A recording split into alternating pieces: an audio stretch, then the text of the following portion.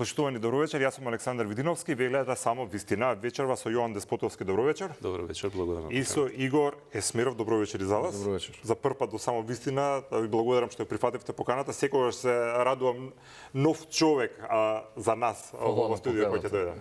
Фала на поканата. Да.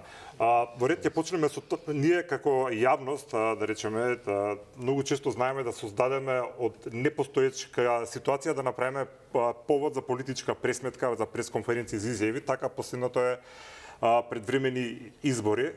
Една изјава на премиерот протолкувана на различни начини, покрена цела дебата дали Македонија ќе има во наредниот период брзи предвремени избори. Некои ретерираат, велат не, други велат дека ние сме подготвени.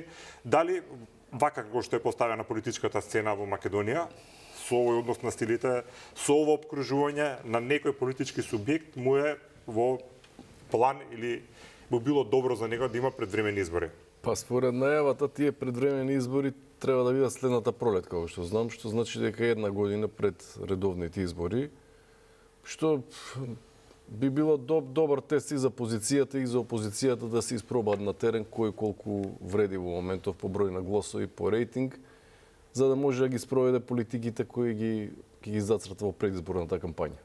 Предпоставувам дека следната пролет е добро време за предвремени избори.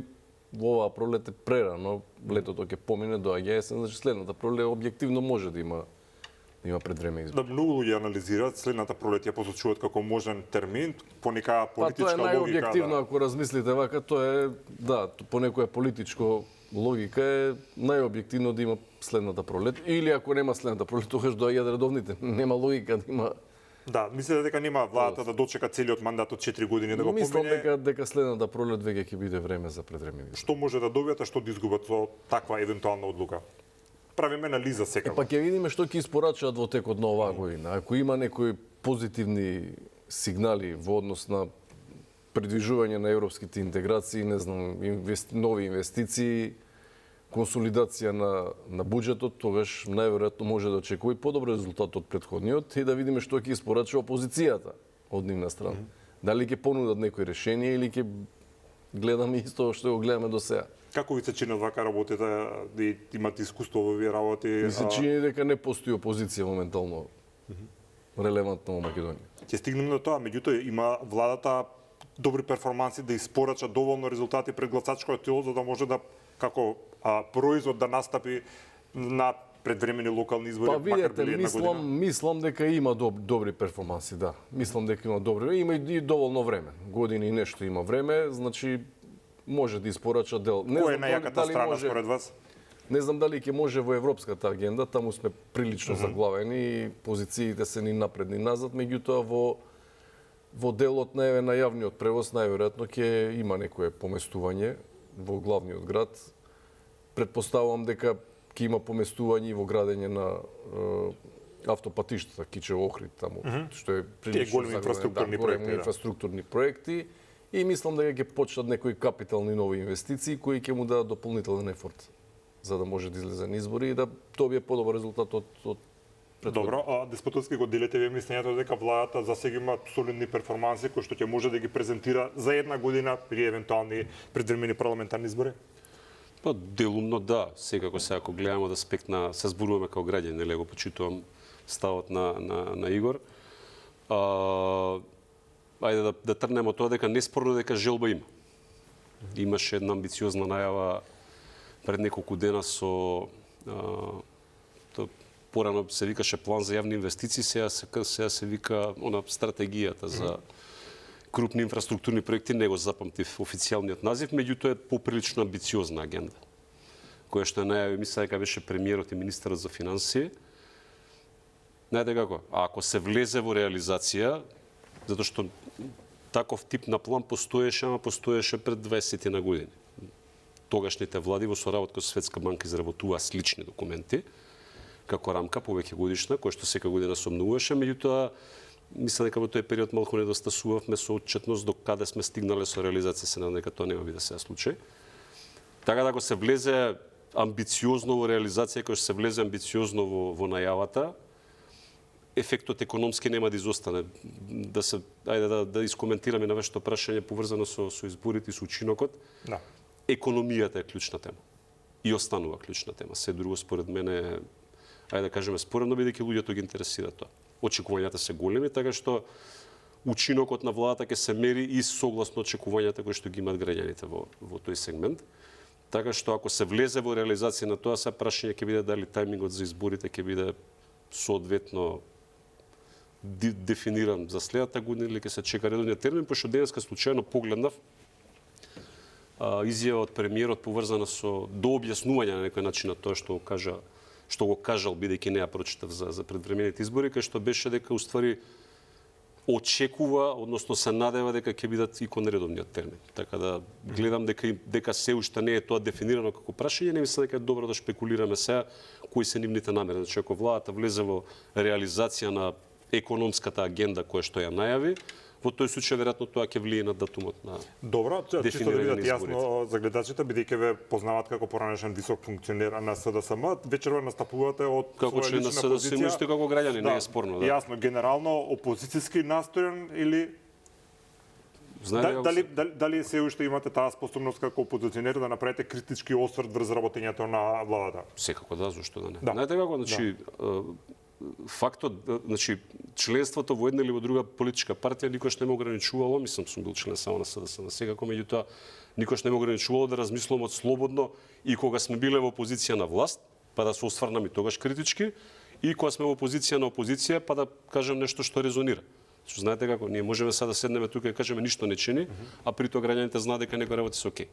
Така што сепак треба политичарите, како одговорни политичари сега и ние, да држиме и да се обидуваме да градиме некаква кредибилност. Така што тоа што е реално треба да се каже дека е така. Повторно ќе кажем, можеме да фалиме све, можеме да критикуваме све, меѓутоа следниот пат кога ќе ме викнете више никој нема да смета за кредибилно. Кога во партијата ги искажувавте ваквите ставови кои што можеби на моменти, јас знам имало такви случаеви, не биле на иста линија со тоа што било партиски став за определено XY прашање, сте имале проблеми внатре? Или тој демократски капацитет во Јас сум член на партијата повеќе од 30 години сум член на партијата, уште малку ќе наполна 50, така да многу повеќе од половина од мојот живот. Не СДСМ, и ВМРО и сите други политички партии мора да водат реална политика. Реалната политика се базира на тоа да искочиме од канцеларија, да ги слушнеме луѓето како резонираат. Затоа ќе кажам, и кога сме биле на власт во ова студио и во многу други студија, сум кажувал работи кои што можеби не резонирале со актуелниот тон во владата. Знаете како, ако сме ги зборувале тие работи многу повеќе луѓе отколку неколку, можеби немало сме го доживувале тоа што го доживеавме на изборите 2024 година. Истото и сега. Ако сакаме само да критикуваме, луѓето нема не слушаат, ќе си го свртат каналот веднаш. Ако сакаме нашата порака допре до луѓето, еве политички гледам, себично, од најтесен партиски интерес, че мораме да почнеме да зборуваме онака како што е реално. Реалноста е таа. Ако сакате да тргнеме зборуваме дека ништо не чини во државата, на следната моја изјава, каналот ќе го сменат веднаш. На господинот Есмиров вели дека неговиот став е дека кога зборуваме веќе во контекст на можни избори, дека сегашната состојба во опозицијата е таква да тие не се подготвени. Дали вие, познавајќи ги работите, внатре го делите истото мислење? А јас го кажам сега дека сме ние подготвени, дека ќе ги добиеме следните избори, мислите дека ќе ми верува било кој кој што не следи денеска. Ќе изгледам смешен. Сакам да видам реален.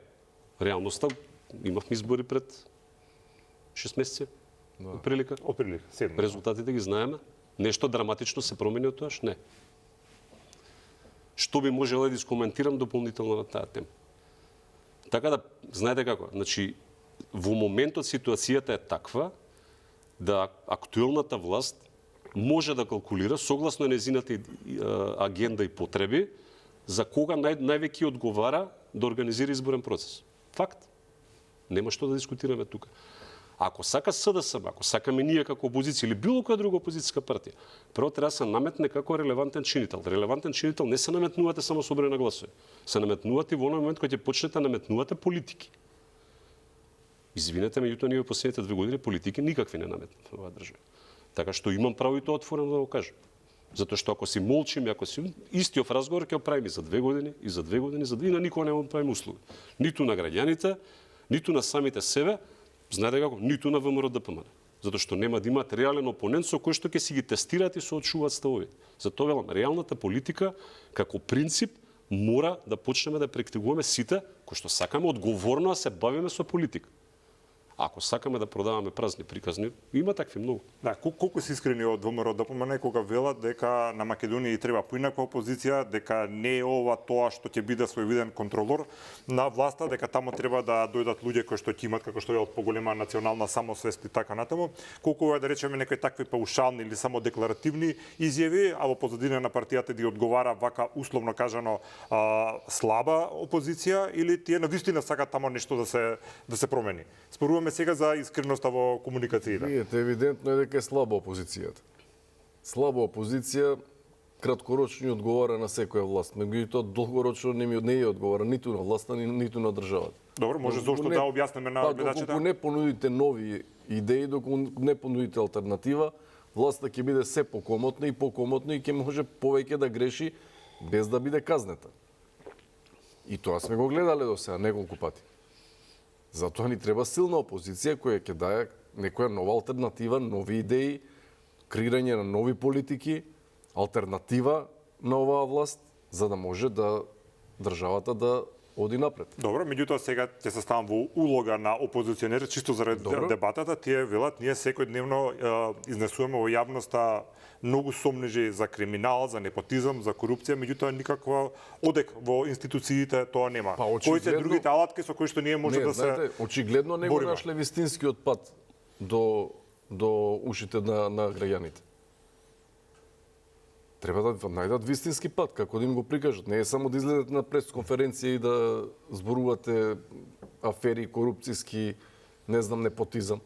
Треба на некој начин прво тоа да се докаже, второ да најдете модуси како да го приближите тој став кон граѓаните. Ние гледаме секојдневно пресконференции, 70% се празни зборови.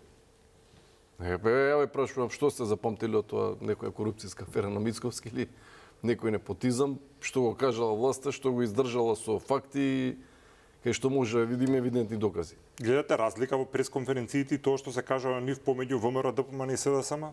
Зборувам и содржински и како, не знам, како форма. Како дали гледам разлики? Треба да видат различни ставовите на опозицијата, нормално дека има разлики. Не, зборам на начинот на кој што се пренесуваат, кој што се обвинуваат меѓу себе, вие во наше време толку, во тоа време толку. Исте начинот. Исте начинот на однесување на обраќање опозицијата кон позицијата и обратно.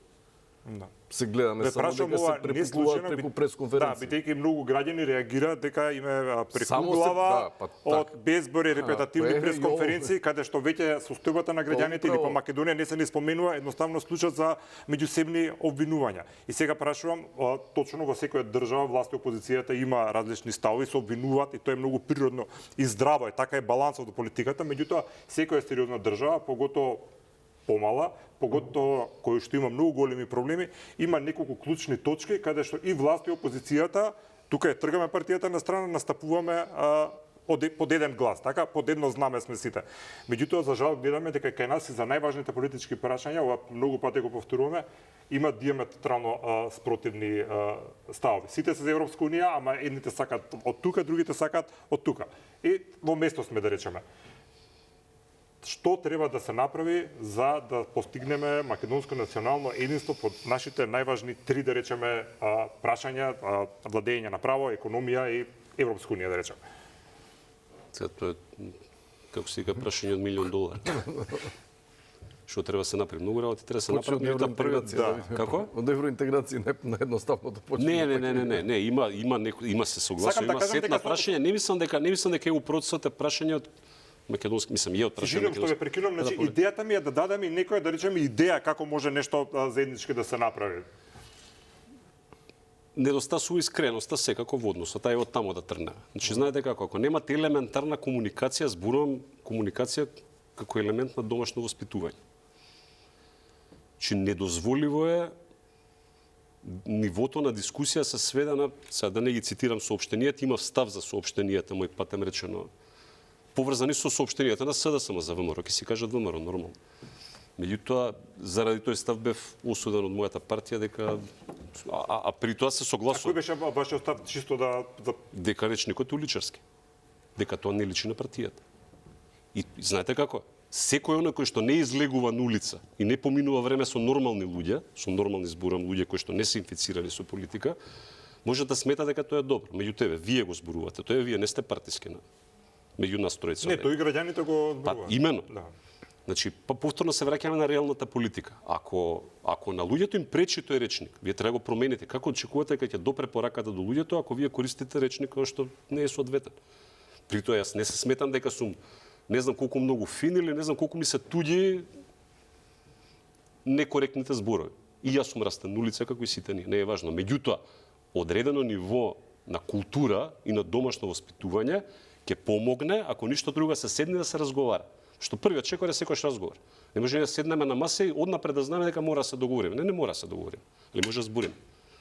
А ние и кога зборуваме, едва чекаме да излеземе низ врата и да кажеме изјава, која што е тој е крив, овој е крив. Тотално неважно. Ирелевантно е кој е крив. Знаете како? СДСМ имаше шанс. Јас тоа секојаш го кажу. Све е во ред. Ке излеземе, ке обвинуваме непотизам, вака, така, имал точно. Ама ако го занемариме фактот дека претходно 7 години сме биле власт. Имавме златна шанса од нас да почнат тие работи. Од нас да почне подадената рака, од нас да почне свртениот образ, ако сакаме веќе така да зборуваме, тоа се пропушти. Океј. Еве сега сме една од двете најголеми политички партии од државата. Се уште по бројките. Океј. Што не спречува, еве ние да инициираме. Разговор. Еднаш, два пати, три пати, пет пати. Ке изгледаме слаби во очите на граѓаните, се сомнем. И да дефинираме теми. Не мора биде у интеграцијата. Не, мислам, важна е, нема збор. Мито има ред други поважни прашања кои што на луѓе. Да дискутираме за сетот на мерки за справување со кризава сега со инфлацијата. Еве, тема е тоа. Тема што ги засега луѓето. Секојдневно. Тоа се дискутира сегде кај вас на вести денеска од 50 минути, 40 минути, за тоа се зборувало. Не или на друг начин. Да инициираме тема на тоа, па да даеме ние наш предлог мерки. Првиот пат нема ги прифатат, ќе даеме уште еднаш. Уште еднаш. Знаете како? Така ќе го градиме кредибилитетот за кога ќе треба да критикуваме утре, луѓето да слушаат и да речат, аха, добра, навистина е така. Мора некој да го направи првиот чекор. И не може цело време да чекаме другиот тоа да го направи. Треба од нас да почне. Така да тоа е чекорот во комуникацијата и во покажување на елементарно добро домашно воспитување. Од таму се почнува. Па до кај ќе стигнеме ќе видиме. Добро, значи комуникацијата искрена според вас е првиот чекор за тоа единство. Комуникација базирана на добро домашно воспитување, таму дремо искреноста кај нас со политикава е следно ниво. Добро, Деспотовски кажа дека тие како партија ја испуштиле шансата во 7-годишното владење да покажат како треба да се комуницира на соодветен начин со опозицијата. Дали актуелната власт, која што веќе 2 години повеќе е власт во Македонија, го прави тоа што не го правело СДСМ според Деспотовски. Односно дали Може не сме го правеле доволно, не е важно, ајде. Испуштање на шанса е тежок збор, меѓутоа можеби не сме го правеле доволно. не го Може сме правеле били доволно упорни, не е важно. Не го правеле доволно интензивно за да броди со некаков плод, а односно да воспостават здрава комуникација со сегашната Што е позиција. прашањево се? Дали грешката што според Деспотовски направила СДСМ сега ја повторува ВМРО ДПМН во однос на комуникација со политичкиот противник? Па мислам дека е повторува. Може да тргне, не мора да тргне иницијативата со подадена рака од СДСМ, може да појде и од ВМРО. Може да се бара, еве, например, да се разговара за околу мерките, антиинфлаторните мерки. Може да се разговара, да се отвори една дебата за единствен став околу евроинтеграциите. Може и власта да подаде, што мислам дека и многу поадекватно власта да пристапи прва отколку опозицијата. Ќе покаже поголема величина. Мислите дека такви обиди не се случуваат, да речеме? Мислам дека не се според вашите случуваат ни од информации? едната ни од другата страна, да. Не се случуваат такви обиди. Добро, зошто ги споминавте евроинтеграциите, секако се важни, не како нешто замислено или имагинарно, туку како алатка или начин некои процеси во државата пред се развојот да се случуваат побрзо, така. Придобивките. Што е проблемот тука да се договорат на кој начин да настапиме, бидејќи настапуваме пред трет фактор и секогаш кога државата унисоно настапува, а си ги зголемува шансите, предпоставувам, за успех да ги оствари своите цели, бидејќи со тој кој што разговара знае дека кој да дојде на власт во оваа држава, за тоа прашање тоа е ставот. Нешто што, да речеме, Бугарија го има, па и Грција. Пред се да почнат да разговарат и опозицијата и власта во правец на тоа евроинтеграциите да не се злоупотребуваат за добивање на политички поени.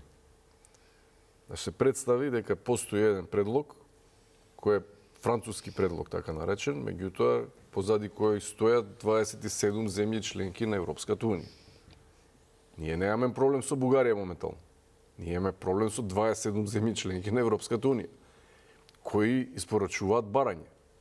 Доколку сакаме да влеземе во таа куќа, треба да го прифатиме барањето. За да го прифатиме, треба да има национален консензус, при што не би смеело да се злоупотребува во политички цели. Може да седнат и да се договорат. Со кој темпо ќе оди, слушам дека некои гаранции се бараат, мене тоа искрено не ми е јасно. Прво, 3 работи се тотално нејасни околу гаранциите. Од кого се бараат гаранциите? Дали гаранциите и доколку се дадат, ќе бидат испочитувани и кој ќе биде арбитарот кој ќе го каже тоа дали се испочитувани или не. И на крајот на криштата и да се исполнат тие гаранции, кога ќе дое поглавието за владење на правото, ќе рипнат земјите од Бенелукс и скандинавските земји, повторно имате проблем. Разбирате, значи може би треба да разговараат еве иницијално опозицијата и позицијата, иницијално нека разговараат околу тоа какви гаранции би барали, кој бил арбитарот, кој бил гарантот дека ќе се исполнат тие гаранции. И ги разбирате овие, да речеме, до некаде меѓународни односи, мислите дека генерално државата прави грешка како што сметаат некои со тоа што не го завршува со околу уставните измени побрзо и да се започне процесот? Па да, затоа што ќе имаме една централна тема околу која ќе се движиме доколку пристапиме доколку се отворат преговорите. Разбирате, ќе имаме една централна тема околу која ќе можеме да ги правиме останатите реформи. Ќе имаме една точка околу која ќе можеме да се концентрираме и позицијата и целото, апсолутно целото граѓанство. Сега немаме. Едноставно лутаме. Зошто мислите дека не се прави, ако е толку добро тоа да се направи? Мислам дека секој владата не мисли добро на државата? Не, мислам дека секоја политичка опција гледа да уќари колку е можно повеќе политички поени на тема на тој национален вознес. При тоа гледаме дека се намалува населението, има големо иселување, доста сектори во државата веќе има недостаток на работници во доста сектори. Имаме проблем со инвестиции во науката, доста мал процент од буџетот се издвојува во тоа. Имаме проблеми во земјоделието, гледате дека е смалена конкурентноста во овој глобален пазар, продуктивноста се смалува, цената на енергенсите се качува.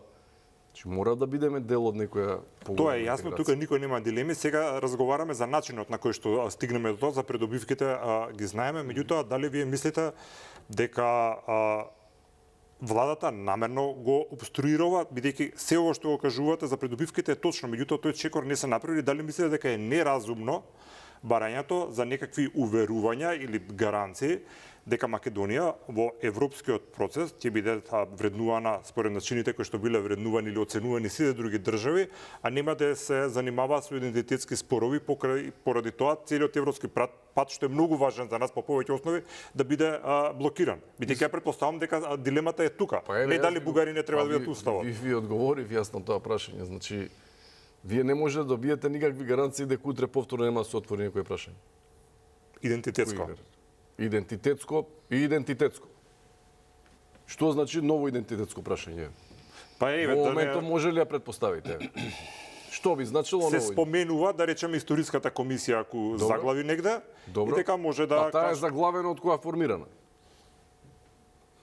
Така. Другите велат дека и онака сме и без друго сме блокирани, велат дека подобро да бидеме блокирани внатре во процесот да почнат кога сме сега надвор. Сакам да кажам дека многу различни мислења има за ова, бидејќи сте првпат во студиото, можеби заради тоа вакви основни прашања некој прашувам, чисто да знаеме како е вашиот став за овие работи. Па ви кажувам, таа комисија е заглавена од кого оформена. Тоа начинот на кој ја би го решил тоа и моите препораки на тогашната влада беше да се прескокнат тие комисии, едноставно да се седне со Бугарија, со Европската унија на маса и премолчено да се договориме околу некои прашања. Вие се сеќавате дека имаше еден спор околу на две балкански држави околу Пиренскиот залив, така, помеѓу Словенија и Хрватска, кој се заврши премолчено, без да се сензибилизира населението, иако една држава изгуби територија. Што е многу покомплицирано од ова што го Ама барат. тоа се реши сосем елегантно на меѓународна арбитража, транспарентна и не беше блокирана. Не беше обавезително да биде прифатена меѓународната арбитража од едната страна. Едната држава секако изгуби. Од почит, од респект кон двете држави, нема да кажам која според мене изгуби, меѓутоа едната изгуби. Но населението не се сензибилизираше до овој степен. Тоа е точно. Тоа беше начинот на кој може да се реши. И може би тоа е основата каде што ќе треба опозицијата и позицијата да тргнат, да се договорат како да ги смират страстите во државата. И со треба го направи Бугарија. Мислите дека е македонската страна виновна што се крена толку многу? Не е македонската страна виновна. Сега да го детектираме проблемот зашто не се направило тоа така. Македонската страна треба да испорача тоа што го содржи францускиот предлог. Не е виновна. Добар е тој Едноставно предлог имаме. според вас. Како начин? Па предлогот е добар. 127 земји членки. Таму има сериозни луѓе кои го правеа тој предлог. Не може да кажеме сега дека предлогот не чини. Или може да каже дека не чини, па седете на страна. И не бидете дел од Европска унија. Имате цело време проблем со транспорт на стоки, услуги и луѓе. Еве и превозниците имаат проблем моментално, кој е некако нерешлив во моментов. Нели бевме одбиени од Европската унија за тие некои мерки на олеснување. Ќе се појавуваат ноsto проблеми. Јасно, зашто тоа мислам, испитувањето на јавното мислење вели дека граѓаните се за Европската унија, дури последниве мерења се дека има после неколку години пат има повторно кревање во довербата во Европската унија, што е добро само по себе. Меѓутоа исто така е се уште многу висок процентот на граѓаните кои што велат дека за да стигнеме до Европската унија не треба да биде патот тој што е со уставните измени. Дали вие се согласувате дека ако добро ве разбрат за политички калкулации се кочи целиот процес. Ако ве разбрав добро. Дека може би на моменти се стават партиските пред државните долгорочни интереси. Така е. Да го кажеме директно, мислам, вашиот став. Да. Сакате директно. Па знаете како се, тука ставот мој поединачен е веќе релевантен, тука повеќе зборуваме пак за реална политика, а и економија. Затоа што избравме една патека како држава, се прифати предлогот, меѓутоа не се испорача обврската. Не навлегувам у тоа дали е добар или лош предлогот, затоа што навистина е релевантно. Ќе ви кажам зашто. 2024 година имаше избори на кои што луѓето со огромно мнозинство се изјаснија за предлогот на нашиот политички опонент. Кој што стоеше у програми, беше уставни измени со одложено дејство, гаранции и така натаму. Океј. Ако сакаме навистина да ги испочитуваме гласачите, треба да кажеме во ред да ајде да видиме како да го спроведеме тоа за кое што, нели, е стајано на хартија и за кое што луѓето се согласуваат. Не сум сигурен дека е толку едноставна приказната од аспект на тоа ќе го направиме чекорот и понатаму нема да се соочуваме со проблем. Зашто? Ќе ви кажам и зашто. Заради тоа што со Преспанскиот договор од врската од страна и на Европската унија и на НАТО беше и на Соединетите американски држави беше почеток на преговори и членство во НАТО. Делот на членството во НАТО се испорача како врска кон државата. Меѓутоа прва држава која што го блокираше на Европски совет отварањето на преговорите со Македонија не беше Бугарија. Не беше Бугарија. Беше Туку прво беше- застана во Бундестагот. Не. Беше Франција. Што укажува тоа? Тоа укажува дека и сега во моментот навистина е потребно. И ова не го кажам прв пат. Ова го кажам континентот неколку години. Навистина е потребно. Не од Македонија, него од страна на Брисел. Јасен политички не збораме се за сигнал. Дискочи некој да каже нешто. Чекор. Затоа што Брисел има обврска кон оваа држава. Превземено уште во 2018 година, откако ние сме се согласили на Преспанскиот договор. Каков чекор? Дали тоа ќе биде, знаете како, ова што го спомене Игор. Како да се прескочи делот со исполнување на обврската, тоа е внесот на бугарите во уставот. Мислам дека тука нема разлика меѓу СДСМ и ВМРО ДПМН. И двете партии се согласува дека тоа може да се направи. Суштинската разлика е дали треба да се направи сега, и ако се направи сега, дали при тоа што го спомена Игор, треба да се бара некаков тип на гаранции не за идентитетските прашања. Затоа што јас пак ќе кажам, првата држава што го блокираше почетокот на преговорите не беше Бугарија. И навистина треба да бидеме нереални или несериозни да го заборавиме моментот што се случи пред само 6 или 7 години. Тоа беше Франција. Само момент, дозволи. Тоа значи дека ако зборуваме веќе за гаранциите, треба да се добие некаков начин на некаква форма на обврска од Брисел, дека процесот понатаму нема да застанува заради причини кои што се неповрзани со критериумите за членство, кои што се дефинирани со Копенхаген и со Мастрихт. И тоа треба да биде јасно. И тоа е првата работа. Момент, втората работа. За земјите од Западен Балкан има одредено парче финансиска поддршка која што се вика план за раст, од која што нашава држава зема нешто, Србија зема нешто, па сега го запре и така натаму. Значи еднаков важен дел во сите тие разговори треба да биде колкав финансиски пакет ќе издвои Унијата. Не само сега, имате нова финансиска перспектива која што се договара, која што почнува 27 до 33-та, така мислам дека. Така ли 27? Да. Значи, вие имате буџет, Европската унија финализира процес на нова финансиска рамка која што ќе трае во следните 8 години. Кој е финансискиот дел за Западен Балкан и кој е парчето за Македонија со кој што ќе се поддржат тие реформи? Знаете како, јас се согласувам со тоа се дискутирало држава 20 години. Ај ние прво си ги средиме работите дома, па посеу. Не е така. Зошто? Заради Ама тоа не е реално. Знаете зашто? Заради тоа што ниту една држава од Централна и Источна Европа не го направила тоа така. Сите држави добиле значителна финансиска поддршка од страна на Европската унија за да ги спроведат критериумите. Зошто Македонија би била исклучок од тоа? Така што имате две работи. Имате сегментот на гаранција, меѓутоа повторно кажам, повеќе политичкиот сегмент. Дека нема да имате неразумни барања по пат. Барања што не се содржани во критериумите. И втората работа е сериозен финансиски пакет кој што уште сега ќе се дефинира, затоа што ви кажам, ако 27 година се изгласа така како што се дискутира во моментот, ние можеби ќе останеме со релативно ограничени финансиски средства, кои што треба да ги добиеме. Ќе добијат многу. Па соседите и сега добиваат многу со тоа што е Збориме за соседите како се уште не се членки на Европската. Јас за нив изборувам. Да. Со тоа што, Европската унија мислам дека конечно со примерот на Унгарија, а сега веќе и со примерот на Србија, почнува да ја разбира моќта што има со европските фондови, со условување тежок збор, меѓутоа на некој начин со врзување на учинокот со финансиската поддршка. И тоа треба да го искористиме. И тоа треба да биде тема за дискусија, а не дали го направиме чекор да ги внесеме. Ќе ги внесеме, ќе дигнеме раце, ќе влезат, нема проблем. Така да, лажна е дилемата дали треба да се исполни врската. Врската да се исполни. Прашањето е како, кога и на кој начин. И тоа е тема за која што треба двете партии да донесат став. Вие што мислите како и на кој начин? Еве како што ви кажам, значи со заеднички став тук дека седнуваме на маса, државата е презела врската. Добра, лоша, соеле, усвоена е таа. И се согласувам, ризикот е ако бараме се промени таа обврска, може да не остане надвор уште 15 години, 20, 50, кој знае колку. Се согласувам.